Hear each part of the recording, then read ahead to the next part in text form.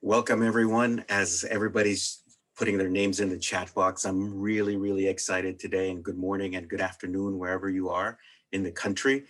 We have over 900 folks that are attending this webinar. I'm super excited. I am Manuel Santamaria. I'm the Vice President for Community Action at the Silicon Valley Community Foundation in Mountain View. We are excited, like I said, to co-sponsor today's event with the Castellano Family Foundation, and we thank you for the time that you're making to join us today. As you know, today's session which we hope you will engage in through questions and answers through the chat box, will feature Vu Lee, who's one of the leading activists for the social sector and inclusion and innovation here on the West Coast. He'll be in dialogue with our good friend, Angie Briones, who's the Director of Grant Making and Strategic Initiatives at the Castellano Family Foundation. And just a quick note that over the past year, the Community Foundation has been working in partnerships with other foundations to continue to develop new funding support systems for BIPOC-led and allied organizations in our region, along with the Castellano Family Foundation in particular. And so we'll be announcing soon a new fund to support Latino-led organizations in Silicon Valley. I'm really excited about that too. So, you know, along the conversations that we had with foundations, these partnerships have been conversation changers for us. And we hope that today's dialogue with Vu Lee and Angie will continue to push us and, you know, push us forward so that we can be more community responsive and inclusive as a society. And so with that, Angie, welcome. And I'll turn it over to you so that you can begin our conversation. Thank you. Thank you, Manny. I want to start off by asking Gerardo and Corina from Calpulli Tonaleque. They're one of our longtime grantee partners, to guide us in a ceremonial ancestral land acknowledgement. Corina and Gerardo, you can unmute, and thank you for being with us today. Quick sound check. Angie, can you hear us okay? Yes, we hear Awesome. you. Good morning. Good morning, relatives. Good morning to each and one of you. Happy to be here with my wife, Corina Siwachimali. At this time, she's going to offer some medicine in all directions, using the word inclusivity, a gesture that we utilize in our ceremonial doings. We always start our ceremonies in this way, offering medicine to the east, to the west, to the north, to the south, to the sky above, to our earth below, and offering medicine here for each and one of us in an inclusive gesture on behalf of all of our relations in all directions, including ourselves, all living things, and how it is that we relate to one another. At this time, we'd like to offer a ceremonial song, thinking about our relatives here in Santa Clara County, the greater San Francisco Bay Area, the Muwekma Ohlone people, ancestral homelands of them, their children, and generations to come, who continue to fight a strong fight on behalf of their people for acknowledgement by the federal government as a tribal entity here in our area. This song is a ceremonial song for many different types of ceremonies. This is a particular type of ceremony that my wife and I and our family utilize for ourselves. Just thinking about the things that you all stand for, thinking about the Castellano Family Foundation, the convening today, the essence, the purpose of why it is that we're gathering. You know, ask you all to put a thought as to what it is that encouraged you to be here today. As we sing this song, oftentimes these words that we speak only cause conflict and confusion, and oftentimes aren't effective at bringing us together. But in this gesture of love, appreciation, and acknowledgement of our indigenous peoples from North America and South America, we ask us all to bring ourselves together today, grounding ourselves in the purpose that brings us together like this.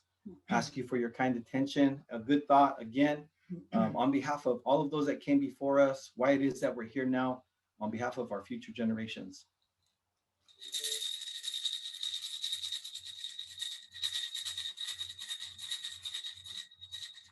Yo we know we are not, I know we are not, I know we are not, I know you we know we are not, I know we are not, I know Yo we know we are na, nay, yo we are na. Hey, nay, nay, yo we know we are na, nay, yo we don't know, we nay, yo, yo we know we are na, nay, yo we are na. Hey, nay, nay, yo we know we are na, nay, yo we don't know, nay, yo, yo we know we are na, nay, yo we are na, nay, yo we are na, hey, nay, yo, yo we know we are na, nay, yo we don't know, we nay, yo we know we are na, nay, yo we are na, hey, nay, nay, yo we know we are na, nay, yo we don't know, we nay, yo we know we are na, nay, yo we are na. Hey, nay, nay, yo, we know we are na, nay, yo, we are na, we thank you for your kind attention. On behalf of all of those that we represent, myself, on behalf of my family from the Pueblo people of New Mexico, and Pame people of northeastern Mexico. And myself, Corina Sibachimali Herrera Loera, on behalf of the Huichol Wirarica people. Thank you so much.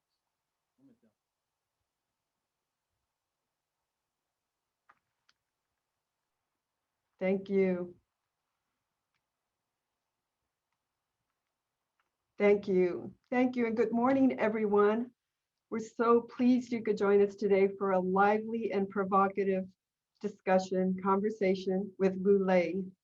We can tell by the large turnout, which exceeded all our expectations, that this topic is both timely and of interest to all of you. We want to begin by acknowledging our co-sponsors for today's session, the Silicon Valley Community Foundation.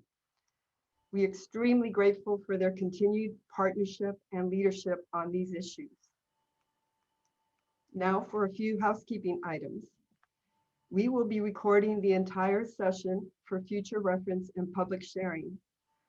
We had planned to open up the Q&A to a live audience, but given the tremendous turnout, we instead invite you to submit your questions and comments using the chat function.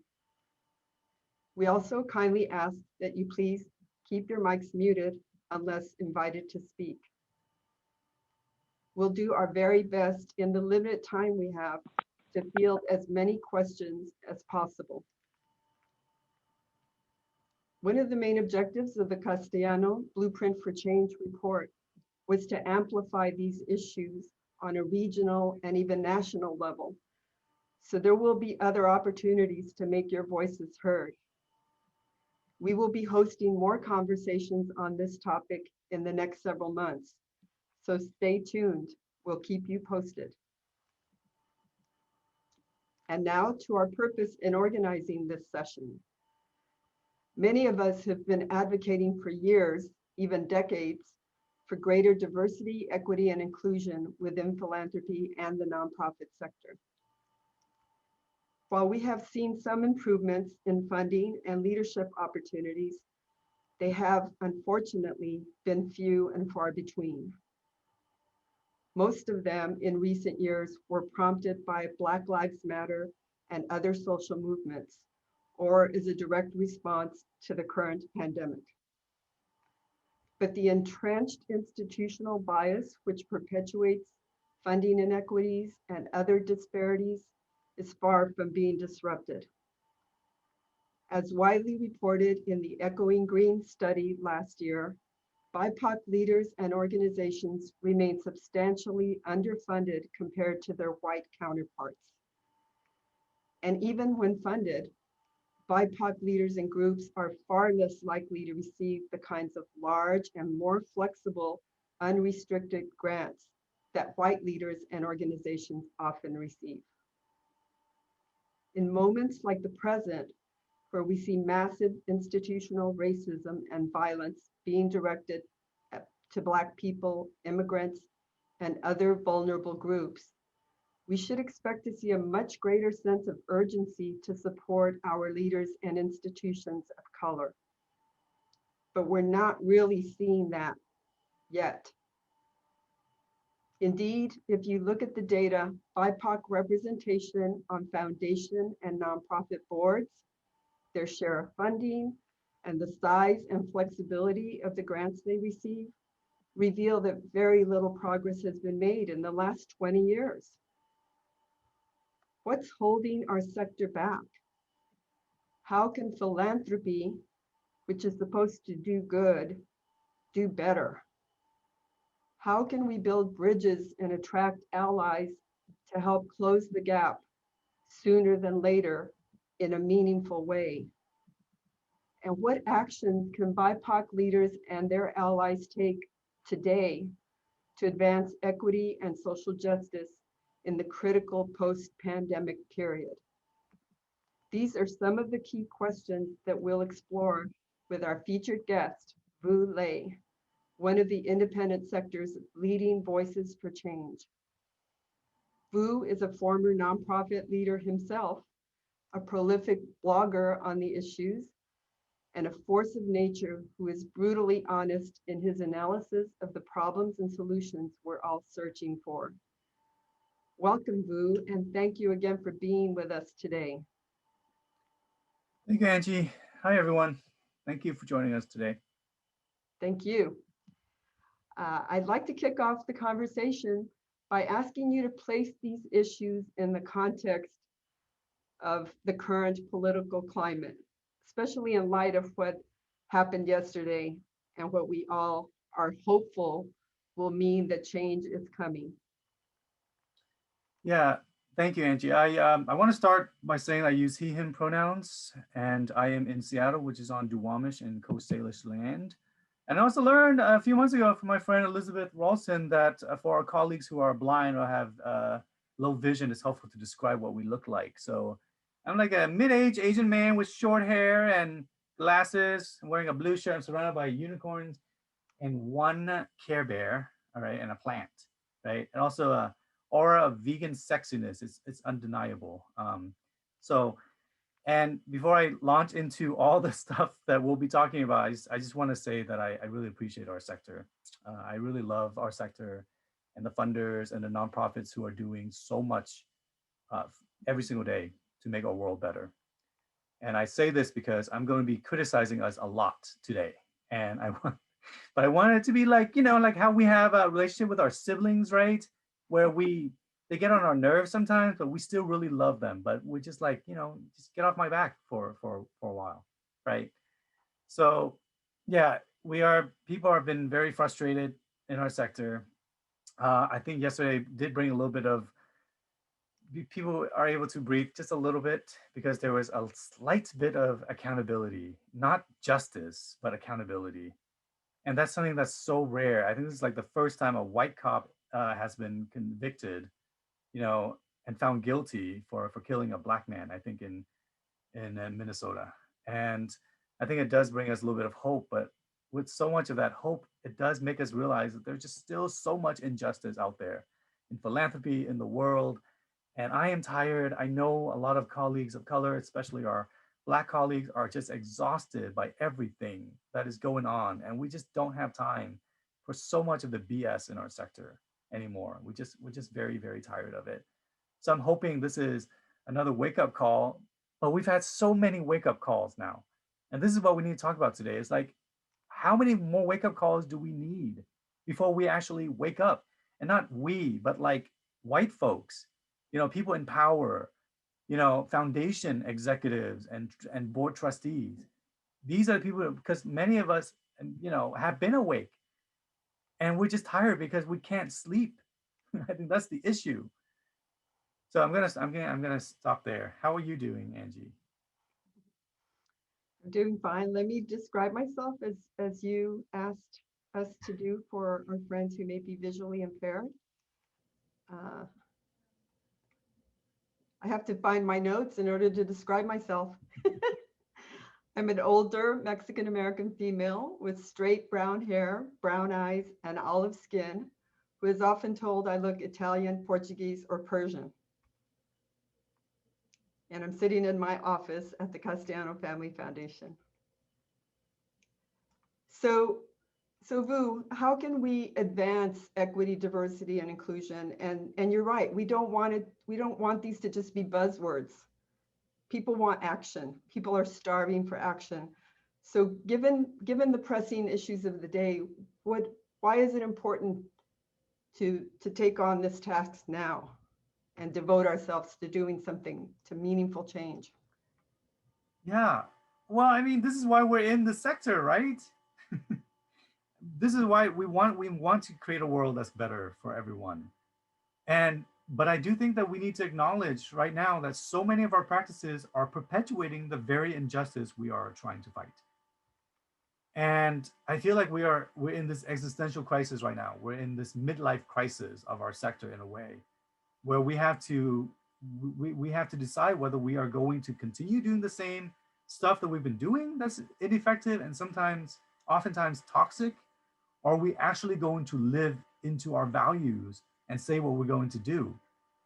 So we don't have a choice anymore. If we're going to do what we said we're going to do, like equity, diversity, inclusion, it can't just be like coconut water that people just kept drinking like a couple years ago. Now there's like coconut water everywhere. There's like 50 different kinds of coconut water. Everyone just drinks it. I don't want equity to be like that, right? I want equity to be like coffee. It needs to be something that people drink every day, and it's bitter. It's kind of bitter, and oftentimes it scalds you, right? But it wakes you up. It keeps you awake so that you can go and do this work. It cannot be a fad anymore. And we keep thinking of it as we've been talking about equity, diversity, and inclusion for such a long time now, and people are very tired. A lot of my friends of color are just like, I don't want to read another report on disparities. I don't want to read, and I don't want to attend another meeting on inequity anymore. We know all this stuff now. So we got to figure out why we're not making any progress on this. So we have an interesting question that came in from one of the registrants, because we do tend to focus a lot on the dominant philanthropy, traditional white philanthropy. But this person is asking that they want an honest answer to the question about why people, yes, even people of color, are part of upholding the status quo. So how can we look within ourselves and do things differently so that we're not part of that process? We need to be honest with ourselves here. Before we dive into how people of color can uphold white supremacy, which we do, I want us to address that a lot of this is we really need to talk to the people who have power, which right now are rich white people, especially rich white men. And we need to acknowledge the fact that so much of philanthropy has been based on injustice, right? On slavery, on colonization, and other things. And if we're not going to acknowledge that, then I don't think philanthropy will be able to accomplish its full potential. Philanthropy has not been founded on justice. It's founded on charity and guilt and tax evasion, right? And it's been now like a giant clearinghouse of like a catalog of hobbies for rich white people, right? And we've reinforced this. We nonprofits have reinforced this through our fundraising and the way that we do things. I think we have to acknowledge that our sector has become what Dr. Martin Luther King called the white moderate, right? And in his letter from a Birmingham jail, he was talking about how the most dangerous people, the people who are the biggest barriers towards justice, are not the people who are burning crosses and marching, not the KKK. It's the white moderate, the people who are standing on the side saying, I really like your goals, but I don't like the way that you're doing it. I don't like your tone. I don't like the fact that you're getting so angry and you're swearing a lot. Can you just be a little nicer? Maybe you should start a petition to get all these racist statues removed or whatever, or to get cops for not killing Black people.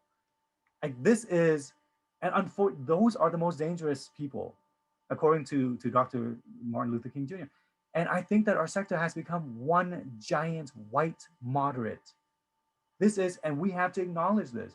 Our sector is all about being nice to donors, not offending them.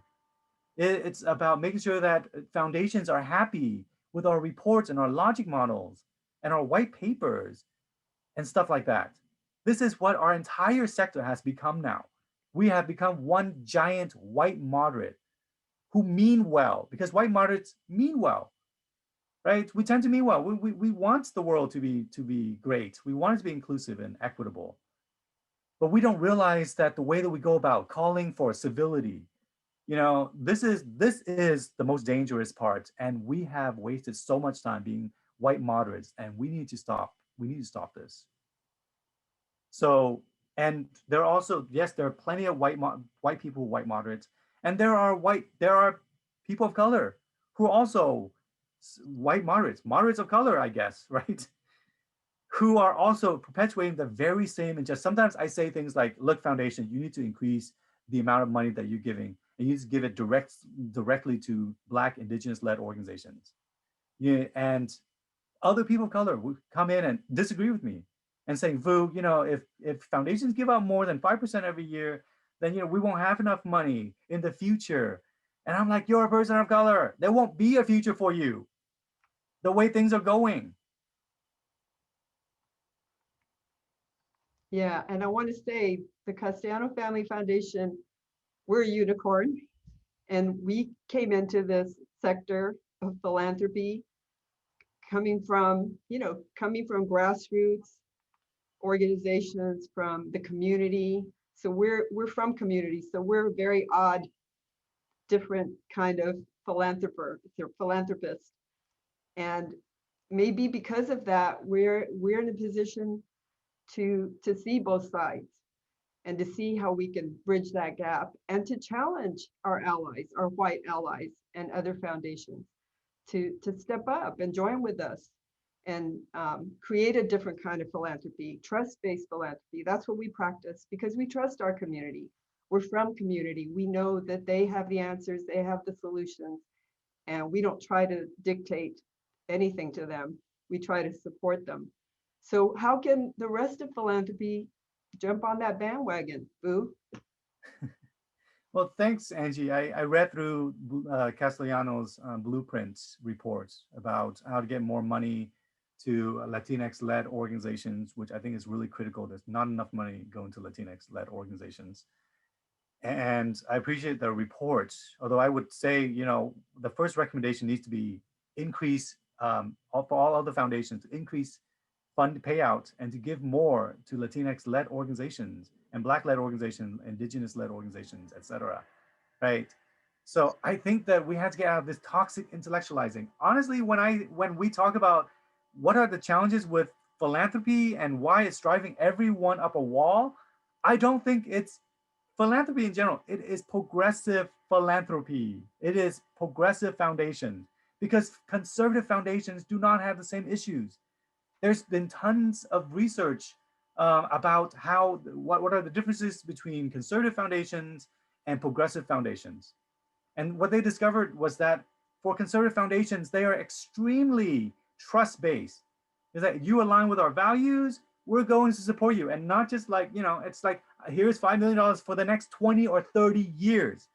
And this is why for over the past several decades, conservative movements have made such grounds, even though progressive outnumber them like 5-1, honestly. I always joke that if MLK were here and he's just like, I have a dream, everyone, the response from progressive philanthropy would be, we really like your dream, but we're not so sure if your dream aligns with our agenda. And do you have a logic model and a theory of change for your dream? Is your dream replicable? Do you have a white paper that we can read on your dream? And we'll also need 12 months to think about whether your dream aligns with our priorities.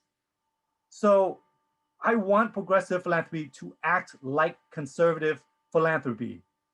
And that means like fund large amounts of money over a long period of time, like not just like 3 years. We're lucky. We are jumping up and down when we have a 3-year grant. I want it to be like 10 years. I want the default grants to be like 10 years so that we don't play funding hot potatoes every single year, trying to chase and Frankenstein and play funding Sudoku, and then we wonder why things aren't getting done. It's because there's no predictability. There's no way to plan stuff. Act more like conservative philanthropy. Trust your organizations and get out of the way. I also don't like the fact that foundations believe that you get to set the agenda and then everyone needs to like align with foundation's agenda. Why? What gives foundations the right to set agendas in the first place? Because you have money? That doesn't make any sense, right? So I think that that's another thing that conservatives do really well is like, okay, hey, you are on the front line. You know how to do this. You know how to get more right-wing judges into the benches, right? Onto the benches. So we're going to trust you, and we're just going to give you money, and you just do whatever you want for the next 20 or 30 years. We'll check in once in a while, right? And we'll just trust you to do that. We don't do that here in progressive philanthropy. Also, we suck at supporting leaders in progressive funding. We do. Like conservatives, if there's they know that people are the ones who drive change. And so if there's a conservative pundit who maybe loses a job or gets sued or whatever, the conservative movement would rally around these folks, these leaders, right? So if you lost your job because you said something that liberals didn't like, well, there will be people supporting you, right? You'll find you a job or a gig on Dancing with the Stars, a book deal, whatever, a gig on Fox News, whatever, right? On the progressive side, we treat leaders, especially leaders of color, like batteries to power these projects and programs. And batteries, as soon as they are spent, we just drop them and we find some other batteries to replace them. And this is why we haven't made as much progress. Let's talk about that, because again, you're talking about systemic change. You're talking about changing the culture of philanthropy and the way money is given out and who it's given to and what strings are attached or not attached. So what are the major changes, and how can we bring partners and allies into the fold so that we're changing? To change a whole culture takes a lot of people involved and a lot of people agreeing to those values. So how do we start? Where do we start? Thanks, Angie. I know I'm ranting a bit, right? I get really passionate about things. We don't have enough money going to Black, Indigenous, Latinx, API-led organizations. We don't have enough money going to disabled people-led organizations, rural communities, etc. And we've been pointing these things out forever. And I don't want to keep doing this anymore, right? It's really exhausting. And I know that people mean well, but now meaning well is just not good enough anymore. Meaning well gets us into this white moderate cycle that's been holding back progress. So what we need to do right now is we have to organize. We do. And I think about my colleague Jan Masaoka of Cal Nonprofits, who said that we have become so professional in our sector that we can write a logic model, personnel manual, whatever, and we've lost the ability to get 100 people to a town hall meeting, or 1,000 people onto the streets, or whatever, 500 people to sign a petition. We've lost our ability to organize. And the only way we're going to have for change to happen is if we organize.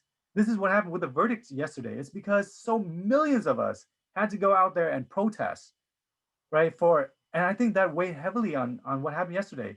And it took so long, and I know it is tiring, but we have to be louder and more assertive in talking to the people in power, right? Over here in Seattle, 180 organizations, executive directors of color, wrote an open letter to foundations saying, look, you need to give more money immediately because of this pandemic to Black, Indigenous, BIPOC-led organizations. It needs to be over 5 years, and it needs to support things like advocacy. It needs to be all general operating funds. An open letter, right? And I'm really encouraging them to start a pledge and start publicly shaming the foundations who don't sign this pledge, because we are tired now, and asking nicely has not been helping.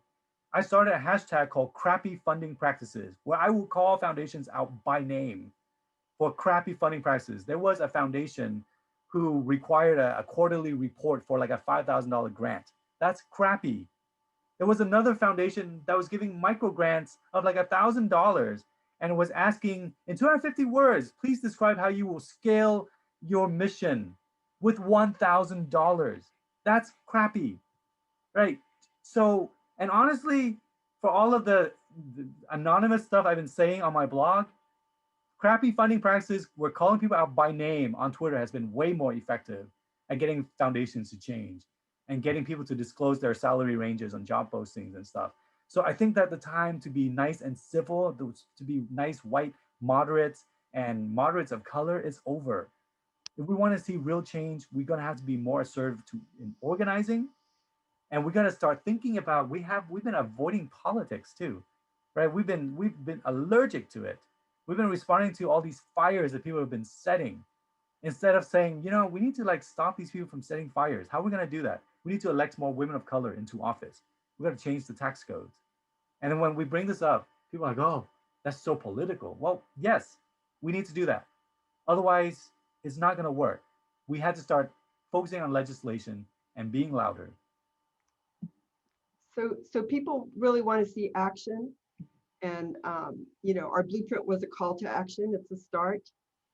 But there's some very concrete suggestions. One thing that drives nonprofits crazy is outcomes and impact and data collection. And, when you were talking about we need to make some changes in philanthropy and challenge the processes and the systems that are in place, because if we maintain them, then nothing will change. So one thing is challenging philanthropy to say maybe instead of best practices, because we love to talk about best practices in philanthropy, maybe it's equitable best practices. And maybe nonprofits come up with a list of what they would like to see that would be meaningful, equitable best practices, like a different way of collecting data or different data, or maybe not collecting it at all. Maybe having funders come out and see what they're actually doing and the impact that they're having. Because I think that when you come to organizations and communities of color and you see the transformation that's happening there on a daily basis, that should be enough. So how can we have some concrete practices? There's trust-based philanthropy, there's community-driven, community-centric philanthropy. There are some best practices that are emerging. How can we elevate those? Thanks, Angie. I think we need to be very thoughtful about the way that we do metrics and outcomes and stuff, because this is also another sort of white moderate tool to perpetuate white moderation. Can you imagine the conservative movements spending all of this time on metrics and outcomes and stuff? No, because they're focused on getting more conservative judges onto benches. They're focused on ensuring that corporations are able to retain their power to effect elections and things, right? And over here, we spend so much time. I think the joke is that progressives come to a knife fight with a spreadsheet. That's what we've been doing. So yes, our entire relationship, so much of data and metrics and outcomes have been like weaponized against especially people of color, right? Because so many of these ideas have been coming from white elite institutions, Ivy League universities and so on, and then just thrown onto the sector and then force everyone. I remember talking to a woman-led organization who had to spend 12 hours writing a logic model for a $5,000 grant, which they did not get. Like they spent 30 hours 3 times to get a $5,000 grant. And because of things like logic models. Like it's ridiculous.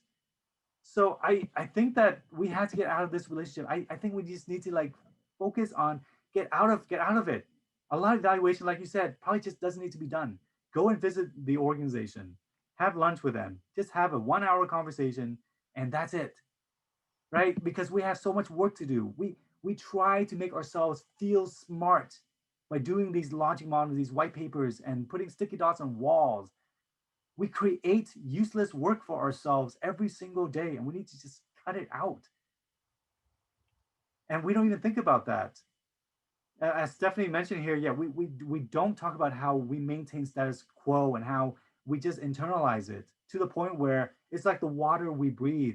The water we swim in, we don't even recognize it's there.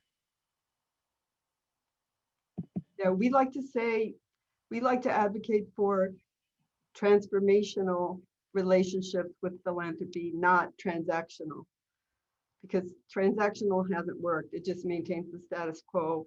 And the power dynamic is just, the gap is just enormous, the disparity in power. Philanthropy has all the power. We like to advocate at the Castellano Family Foundation for power sharing. And unless you're sharing power and in a meaningful way with your grantees and you see them as true partners, then you're really not making any kind of change. You can talk about it all you want, but you're not making any change. The other thing is flipping that requirement for data and outcomes and spreadsheets. How about flipping it to philanthropy? How about philanthropy start collecting data on themselves and, you know, who are they serving? Where's the money going? What impact is it having? What's the diversity, the leadership of those organizations? We collect that, and thank goodness for our founder, Carmen Castellano. When she formed the foundation 20 years ago, she insisted that the organizations we fund have diversity in their leadership, not just in their frontline staff, because that's obvious. If you have Spanish-speaking people, you need staff who speak Spanish and have that cultural background. But in the leadership, who's on the board, who's on their management staff, how are they constantly instilling diversity and inclusion in their processes? And maybe that's what we need. We need more transparency from philanthropy itself, collecting data on itself. And they certainly have the resources to do it, much more so than nonprofits. Hi, Angie. Sorry, I cut out for a little bit, but I'm on my phone right now. So I'm back. What are we talking about? I We were was ranting about data. I was talking about flipping the requirement, the data requirement onto philanthropy. They need to collect data on themselves, on who they're funding and what the leadership is of those organizations. Requiring diversity like our foundation does. We require diversity on the board and leadership of the organization as a screening tool for funding. We have them fill out a diversity table, and we've been doing that for 20 years. And we've seen some change, because when people don't qualify for a grant, we let them know very clearly why it just doesn't align with our values of diversity and inclusion. And then we see them come back, and we see them make meaningful changes because they want to do it. And it helps them to be able to go back to their boards and say, hey, this funder wants to see diversity and inclusion, and they're not going to fund us unless they see it. If all foundations would do that, imagine what kind of impact that could have. Yeah, I agree. I do think that foundations need to be a lot more diverse. Right now, 95% of board trustees of foundations are white, a lot of white men. And I know there's some really amazing board trustees of foundations, but probably the vast majority of them are not on the ground, having an understanding of what people on the ground are experiencing. And yet they have the most power in our sector. And I don't know, I feel like this is something we need to talk more about. It's like these board trustees, the most powerful people probably in our sector, are like these cloaked figures in the forest at night under the moonlight. We don't know what they're doing, you know, probably chanting and or something. I don't know. Like, this is how we think of them. And this is not how it should be. So we need to get more diversity into this group of folks if we're going to hope to see any change. And I would really encourage family foundations to get non-family folks onto their boards. So, you know, and in the meanwhile, yes, be transparent about that. But again, if many foundations are transparent, they're like, well, we're 95% white, so what? Right? And they're not willing to do anything, then what is the point? And we're going to spend more time getting them to do that. I remember one time I was talking to a foundation who said, well, we really want to give more money to Black and Indigenous-led organizations, but we haven't really done our work to diversify our own board and staff. So we feel like it might be hypocritical to do that. And I think that right now, communities of color being so exhausted, we just want more money for our communities. We don't want any more statements. We don't want any more, you know, like platitudes. Sometimes we don't even want more data. We just want more money going to communities of color-led organizations. So I would really like that foundation just cut aside all of the other stuff that's preventing that and just give out more money. No more studies, no more pilots, no more logic models, no more white papers or logic model or like blog posts. Well, like I don't care anymore about these blog posts, these confessional blog posts about all of your learning journeys or whatever. If you are not moving money to Black and Indigenous led organizations, then we don't care about your journeys to equity or whatever. That's a good point, because we've seen a lot of foundations sign pledges, right? So, but I think everyone's waiting for the next step. I mean, it's a good start. At least you're putting out a public statement that you believe in these values and you want to make a difference. But if it stops there, it goes nowhere. So, the action is in changing their processes. And, you talk about funding and fundraising. And again, we all know in the nonprofit sector that foundations don't like to fund fundraising, and they don't like to fund infrastructure and capacity building because it's not sexy. And that's exactly what people need. So advocating for unrestricted funding. I mean, we really need to get rid of the strings that are attached. Otherwise, nothing will really change. I completely agree. And I do think that we have to get out of the way that things have been done in the past. Like, for example, I don't believe in grant applications. We waste hundreds of thousands of hours on grant application, and it's the exact same information, just translated from the whims of one person for one foundation to another. One foundation wants the evaluation in 500 words, another wants the evaluation information in 250 characters. It's all the same information, just translated into different things, right? We don't have time for that, right? And we think that, well, how are foundations going to get this information then? Well, why can't we just all have one grant application? Each organization just has one grant application and they just submit it like a business plan. If you decide to open a business, whatever, you have one business plan that you bring to banks or whatever, right? We don't do that. And we just don't have, but I think that we also need to just get out of this entire mindset of applications altogether. And we think it's okay we think, well, how else are we going to distribute funding, limited resources or whatever?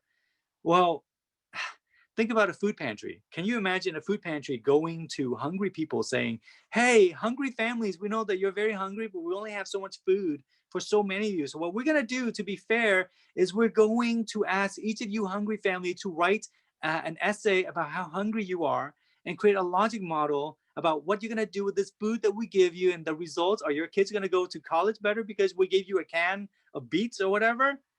And then we're going to rate you from 0 to 100 to be objective, and we're going to fund the families that scored the highest. Now this sounds terrible, right? And that sounds awful. Hungry families should not have to prove themselves that they are the hungriest in order to get funding. Like, that's the job of the food pantry, to find the families that are hungriest. This should be the responsibility of foundations to find the communities that are most affected by systemic injustice and to ensure that funding is going to them, right? Forget the application altogether if possible. If you want to fund Black-led organizations right now, then just find Black-led organizations. Do your job finding Black-led organizations. Go out into the community, talk to Black community leaders, find out who is doing a good job, and just give them money. The end. Skip the entire application process if possible. We need to get out of this sort of white moderate philosophy that, we're going to somehow, if we just create a level playing field, that funding will go to the people who have the most merit. That has never worked. There's no level playing field in the sector. That's true. And, another area that I've experienced, and everyone on this call I know as a nonprofit staff person has experienced, is evaluation and the stress of doing evaluation, never having enough resources. So the Castellano Family Foundation, we recently launched a staff wellness grant program, and we hired an independent evaluator, And that person is going to do community-based participatory evaluation so that they're doing it with the grantees. The grantees will have a lot of say in how that evaluation is designed and carried out. So it won't be burdensome. And so it won't interfere with what they're trying to accomplish with the grant. That's another thing foundations could do. Like, don't demand evaluation and demand that it be done a certain way, but give people the resources to do the evaluation they need to do the way they need to do it, or engage them in the process. You know, again, it's this top-down power dynamic. It's just, we have to turn it around. We have to turn it around. And everything you're suggesting and everything that I'm seeing in the comments is all about doing that. It's all about really making these substantive changes in the way that nonprofits interact with foundations, or vice versa, the way foundations interact with nonprofits. Yeah, I would say that I'm glad that you all are moving toward using a trust-based model, because trust is severely lacking in our sector. Nonprofits are treated for the most part the way that society treats poor people, which is like, oh, we want to help you, you know, with an EBT card or whatever, but you can't spend this on this thing. You can't buy diapers with it because we don't actually trust. Like, this is how we have been treated. This is not a partnership. Nonprofits are treated the way that, I don't know, like a suspicious boss might treat a worker, like frisking them at the end of the day to make sure they're not stealing office supplies or whatever. There's no way you want to work in that sort of environment. But it feels like we have no choice because of power dynamics and everything. So I would say that right now, again, with the existential crisis in the sector, philanthropy has to take upon itself to change. I don't want to see any more restricted funding. All funding should be multi-year general operating funds for now on. Like, we don't have time for this. Everything is on fire. Everything is on fire, and nonprofits are like the firefighters putting out the fires of injustice. And every 3 or 4 steps, a funder or a donor stops us and says, I want to make sure the money I'm giving you is paying for the water and not the hose. What is your hose to water ratio? That's total bullshit. We don't have time for that anymore. And the more time we spend answering these types of questions, the less time we're putting out the fires, right? And they're going to spread. So even the evaluation questions, we are spending so much time. If you want an organization to have good evaluation data, pay for that. If you want them to have good financial data, pay for that. So whatever you want to see in your grantee, pay for it. And honestly, just give a bunch of money and trust organizations to do their work. Do we have some other comments from, I'm looking at the comments, the questions. I'm sorry, there are so many. Just talking about how to make room for equity within your own organization in terms of leadership, how to make space for leaders of color to step up into leadership positions, because they haven't been in them.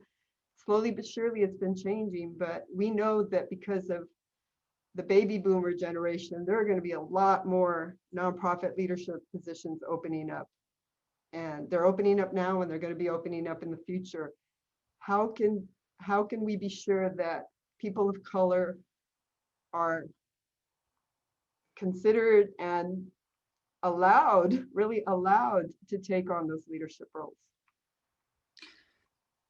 Thanks, Angie. I would say we've been saying these things for a while now. I think over like 20 years ago, people were saying boomers are going to retire and there's going to be a vacuum. That hasn't happened because there's just so much insecurity in the sector. And a lot of it is because the lack of funding and the Hunger Games, the fact that foundations still don't believe that they should increase payout during a pandemic.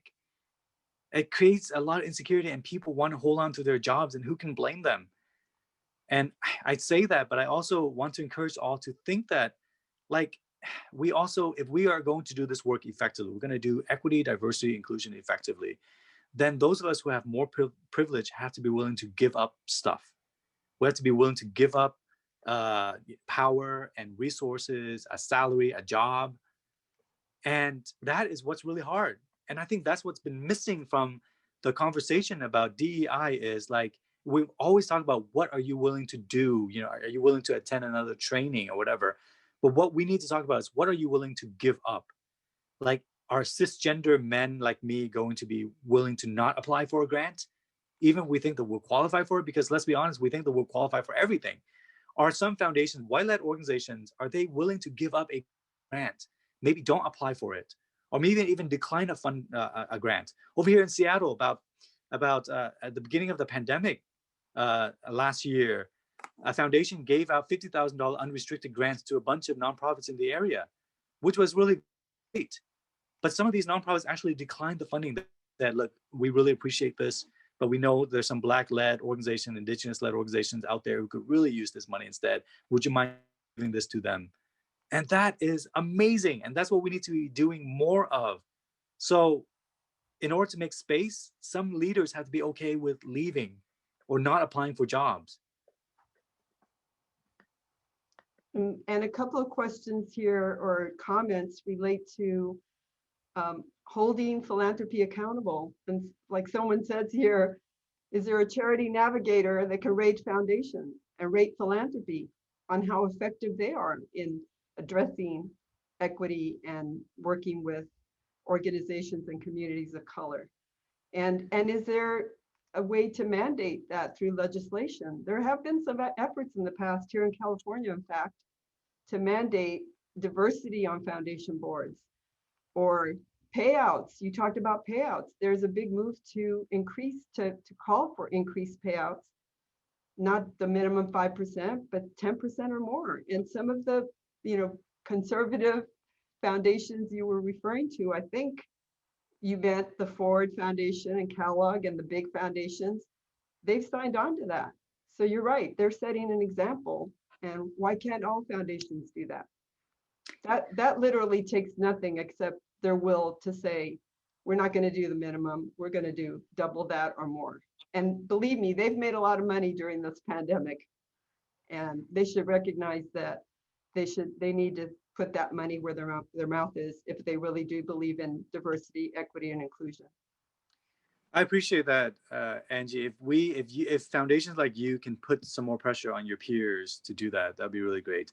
Grantadvisor.org is like a Yelp for foundations. You can go on there and anonymously review foundations. So grantadvisor.org, I recommend that. Good. Also, charitystimulus.org is the effort to get legislation passed to require foundations to give out more money. And so I would encourage everyone to go onto there and to sign the petition, and to sign that, right? We have to be more organized, as I said. We have to get out of this white moderate, let's be nice to one another. The time for us to be righteously angry has been a long time now, but I really want us to embrace this, because otherwise we're not going to be able to change the systems, right? And yesterday's verdict, that is a rarity. And we can't just celebrate it so much. We can breathe for a little bit, but we need to get back to organizing. So thank you so much. We're almost out of time, and we need to let Vu jump off to hop on a similar session. I want you all to know this is being followed up by a session where Vu is going to discuss these issues with nearly 100 philanthropic leaders and donors. And as we all know, this session was kind of preaching to the choir, but the next session will definitely be a different kind of dynamic. And Vu's not going to hold back, or he's going to make sure that your voices are all heard in the next session. So Vu, thank you. And we know you have to jump off, and thank you so much for being here with us today. There's just not enough time. We could have had a 3-hour session on this, but Thank everyone. There's more to come. Charitystimulus.org is the organization. And thank you so much, Angie. And I'll see you on Monday, everyone. Bye. So thank you all very much for joining us today. And of course, a special thanks to our dynamic and inspiring guest, Vu Le. You will all receive an email summary of today's session with a link to a brief survey and some useful references. If you'd like to connect with other participants, of which we had registered 900 for this session. We'll do our best to facilitate that as well. Our follow-up email will direct you on how you can engage with us on that and other matters going forward. With that, we value your dedication to lead in these challenging times, and we stand with you to do better while doing good. Thank you, everyone.